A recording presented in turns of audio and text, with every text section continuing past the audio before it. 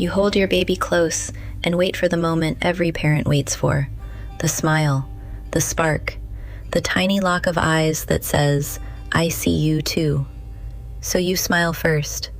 You say their name softly. You make the little sounds that usually pull a laugh. You lean in with all the warmth in your face, all the love in your voice, all the instinct in your body that says, "Come back to me, just look at me." But your baby doesn't. Their eyes slide past your face as if your face were made of air. They catch on the ceiling fan, a strip of light on the wall, the edge of a curtain shifting in silence, a repeating pattern in the rug, and suddenly the room feels colder. You don't say it out loud, but the thought is already there. Why won't you look at me? Why does it feel like there's an invisible wall between us? Then comes the quieter fear. Family tells you not to overthink it. Someone says every baby is different. The internet throws 1,000 terrifying possibilities at you. And still, underneath all the noise, your instinct keeps whispering the same thing. Something feels off. Here is the part that matters. Not every baby who avoids eye contact has a developmental disorder. But when a baby consistently misses social gaze, especially alongside other social or communication differences, clinicians pay attention. The CDC lists reduced eye contact, differences in responding to name, and reduced sharing of interests or social interaction among signs worth discussing. And the AAP says screening and evaluation should not wait whenever parents or clinicians have concerns. Before we decode what your baby's stare may really be telling you, subscribe to Baby Cues Decoded, where we uncover the hidden language of your child's developing nervous system. Because what looks like a quiet absence may be the first sign that something important deserves to be seen. For years, parents were told to trust vague reassurance. He'll grow out of it. She's just independent.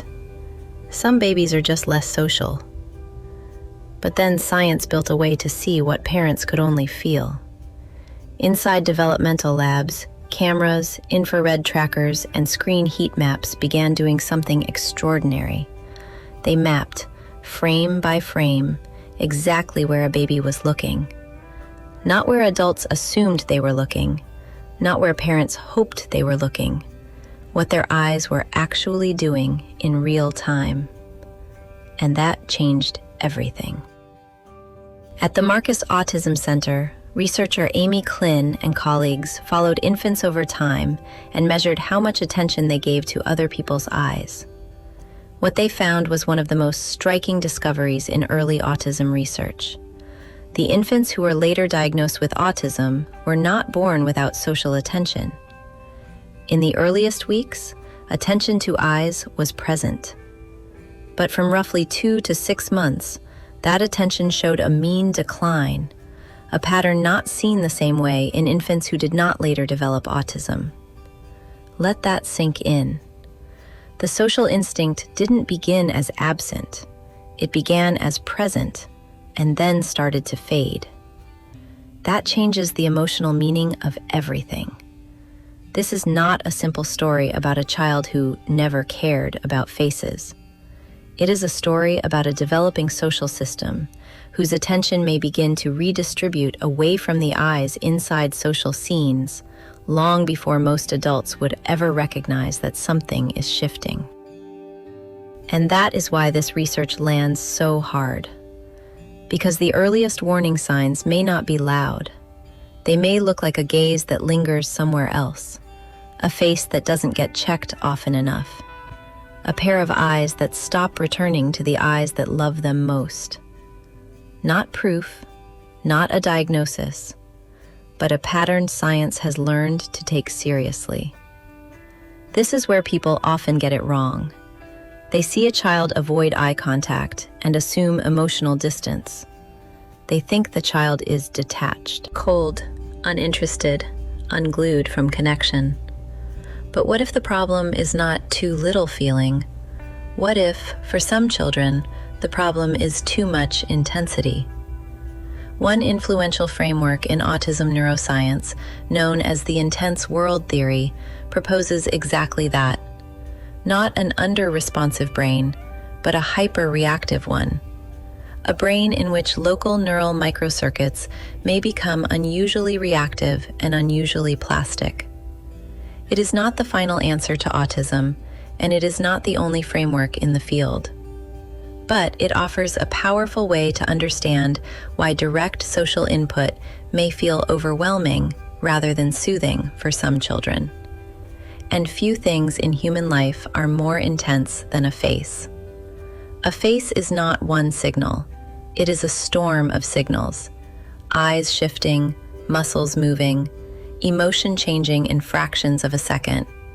Meaning, intention, unpredictability, all packed into one living surface. For a sensitive nervous system, that may not feel warm. It may feel like too much, too bright, too fast, too dense. So the child may not be turning away from love. The child may be turning away from overload. That is why the emotional framing matters so much. Because if a child looks away, the worst thing we can do is reduce that moment to a moral judgment. The better question is not, why doesn't this child care? The better question is, what might this child be trying to regulate? Not every child who avoids gaze is experiencing the same thing. But there are serious scientific reasons not to confuse avoidance with indifference. Now let's talk about another kind of stare, not the missing social gaze, the stare that gets stuck. A baby watches the ceiling fan spin, a toy wheel turn, the washing machine circle through the same motion again and again, a flash of light tremble across the wall. At first, it looks like fascination. And sometimes, that's all it is. But what if the issue isn't fascination, but difficulty letting go? Researchers studying early autism risk have described something often called sticky attention, slowed attentional disengagement, or difficulty shifting visual attention away from one target and toward another. Reviews in this area note that unusually prolonged fixation on spinning objects, lights, or geometric targets can be worth noticing in context, especially when it appears alongside social communication differences. That distinction is everything, because the concern is not simply that a baby likes watching something repetitive. The concern is that your voice is there, your face is there, your attempt to connect is there, and still, the gaze does not release. Not easily, not quickly, not enough. That is when it becomes a pattern worth paying attention to, especially if it shows up alongside reduced social gaze, weaker response to name, or fewer back-and-forth social exchanges. Sticky attention is not a diagnosis on its own. It is one piece of a bigger developmental picture. And sometimes, the earliest red flags are not dramatic. They are quiet. A look that doesn't come back. A gaze that won't let go. A child whose attention seems easier to hold by objects than by people. A dog moves past the window.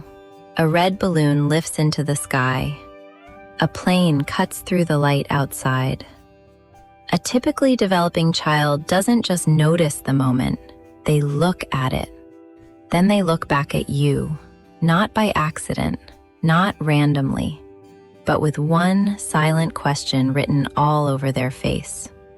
Do you see it too? That moment is called joint attention, and it is one of the most important building blocks in early development.